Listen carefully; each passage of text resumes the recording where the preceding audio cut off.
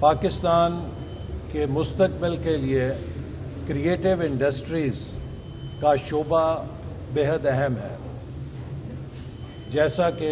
وزیر اعظم شہباز شریف صاحب نے پاکستان کے مستقبل کے لیے اڑان پاکستان کا منصوبہ شروع کیا ہے، جو کہ 2024 اور 2029 کے 5 سالوں میں پاکستان کو ایک مستقل پائیدار ترقی کی مضبوط بنیاد فراہم کرنے کا منصوبہ ہے. اس میں 8 شعبوں کے ذریعے ہم پاکستان کی معیشت میں برآمدات کو فروغ دے کر پاکستان کو پائیدار ترقی کے لیے تیار کریں گے. ان 8 شعبوں میں زراعت، صنعت، انفارمیشن ٹیکنالوجی، سروسز، بلو اکانومی، کریٹیو انڈسٹریز اور مین پاور ایکسپورٹس شامل ہیں. کریٹیو انڈسٹریز اس وقت دنیا میں $1.5 ٹریلین کی انڈسٹری بن چکی ہے، اور ہر ملک اس کے ذریعے اپنے کلچر کو اور اپنے لوگوں کی تخلیقی صلاحیتوں کو دنیا کے نقشے پر اجاگر کر رہا ہے. اسی حوالے سے پاکستان، جو کہ 60% نوجوان آبادی سے مالا مال ہے، ضروری ہے کہ ہم اپنے نوجوانوں کو کریٹیوٹی اور انوویشن کے وہ مواقع اور ذرائع دیں کہ جس سے ان کا سیلف ایکسپریشن ہمارے ملک کی ثقافت، ہمارے ملک کے کلچرل ہیریٹیج اور ہماری ملک کی آئیڈینٹی کو دنیا کے سامنے پیش کر کے پاکستان کے لیے بھی ایک مضبوط برانڈ کی صورت میں وہ کنٹریبیوٹ کریں، اور اس شعبے کے ذریعے وہ پاکستان کی معیشت میں ایکسپورٹس کو فروغ دے کر اپنا حصہ ڈالیں. پاکستان کے لیے مستقبل میں سب سے بڑا چیلنج یہ ہے کہ ہم $30 ارب کی ایکسپورٹ سے $100 ارب کی ایکسپورٹ میں کتنے سالوں میں پہنچیں گے. اگر یہ سفر ہم نے اگلے 8 سالوں میں طے کر لیا تو ہم کامیاب ہوں گے،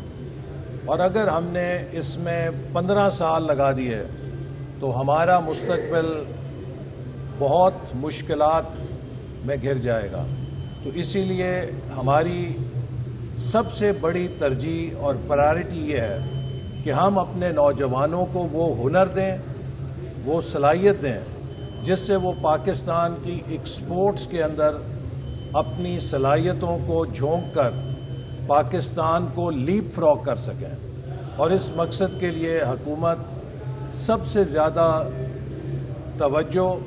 نوجوانوں کی تعلیم، سکلز پر دے رہی ہے. سالانہ 2 لاکھ نوجوانوں کو IT سکلز کی تربیت دی جائے گی تاکہ وہ ڈیجیٹل اکانومی کے لیے پاکستان کو آگے لے جانے کے لیے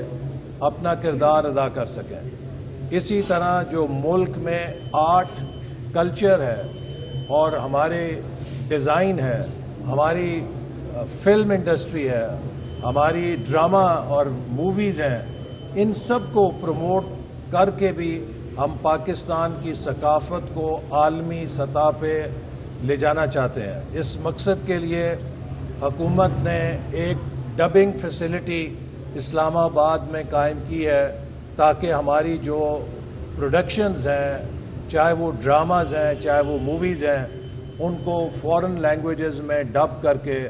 ہم پروموٹ کریں اور پاکستان کی ثقافت کو، پاکستان کے سافٹ امیج کو ہم دنیا کے سامنے پیش کر سکیں. مجھے خوشی ہے کہ نیشنل کالج آف آرٹس کے طلباء اور طالبات اب ڈراماز میں، ویڈیو پروڈکشن میں، اینیمیشن میں، ڈیزائن میں اور اسی طرح آرکیٹیکچر کے اندر اپنی تخلیقی صلاحیتوں کے ذریعے پاکستان کی کریٹیو اکانومی میں اور کریٹیو انڈسٹری میں بہت اہم کردار ادا کر رہے ہیں. اس مقصد کے لیے میں انہیں یقین دلاتا ہوں کہ ہم نے پچھلی حکومت میں بھی نیشنل کالج آف آرٹس کے لیے خطیر منصوبہ منظور کیا تھا تاکہ اس کے انفراسٹرکچر کو بہتر کیا جائے، اسٹوڈنٹس کے لیے فیسلٹیز بہتر کی جائیں تاکہ یہاں پر اسٹوڈنٹس اچھی طرح کام کر سکیں۔ اور اب بھی ہم کمیٹڈ ہیں کہ اس ادارے کو انشاءاللہ ایکسپینڈ کریں گے تاکہ ہمارے نوجوانوں کی جو کریٹو صلاحیت ہے اس کو ہم ابھار سکیں۔ اور یہاں پر میں یہ کہنا چاہتا ہوں کہ آرٹ اور کلچر وہ ذریعہ ہے جو ہارمنی کو فروغ دیتا ہے، جو چیزوں کو ہارمنائز کرتا ہے۔ اور ہمارے معاشرے میں جو نفرتیں ہیں، جو پولرائزیشن ہے، جو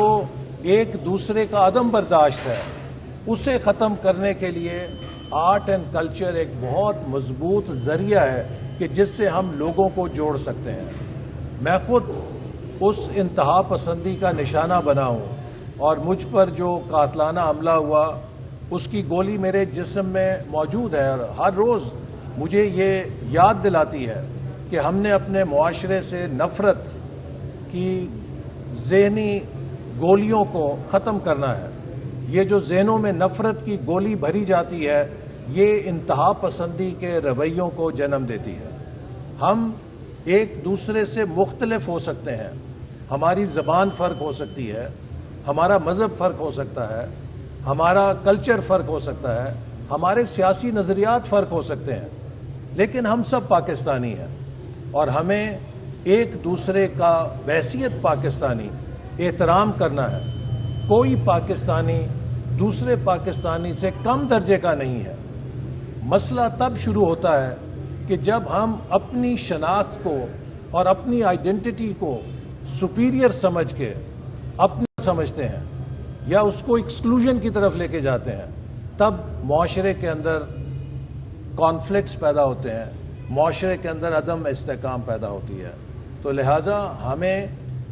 یونٹی ان ڈائیورسٹی کی سمت میں چلنا ہے کہ ہم کس طرح مختلف نظریات رکھتے ہوئے، ہم کس طرح مختلف سوچیں رکھتے ہوئے ایک قوم بن کر ایک بڑے مقصد کے لیے اپنی کوششوں کو یکجا کر سکتے ہیں۔ اور میں سمجھتا ہوں کہ اب ہماری نوجوان نسل جو کہ اس ملک کا مستقبل ہے، اس کے سامنے سب سے بڑا چیلنج یہی ہے کہ 2047 میں آج سے 23 سال کے بعد جب اس خطے میں دو ملک، ہمارا ہمسایہ ملک اور پاکستان، آزادی کے 100 سال کا جشن منائیں گے، میں اور آپ کے وائس چانسلر صاحب اور ہماری نسل کہ شاید ایک دو لوگ ہوں جو 90-100 سال کی عمر تک زندہ رہیں گے، لیکن آپ سب اس مائل سٹون کو اور اس سنگ میل کو عبور کریں گے۔ اور ہمارے لیے سب سے بڑا سوال یہ ہے کہ جب 2047 آئے گا تو کیا ہماری آج کی نوجوان نسل جو اس وقت اپنے پیک پر ہوگی وہ تاریخ کے سامنے سرخرو ہوگی یا تاریخ کے سامنے شرمسار ہوگی؟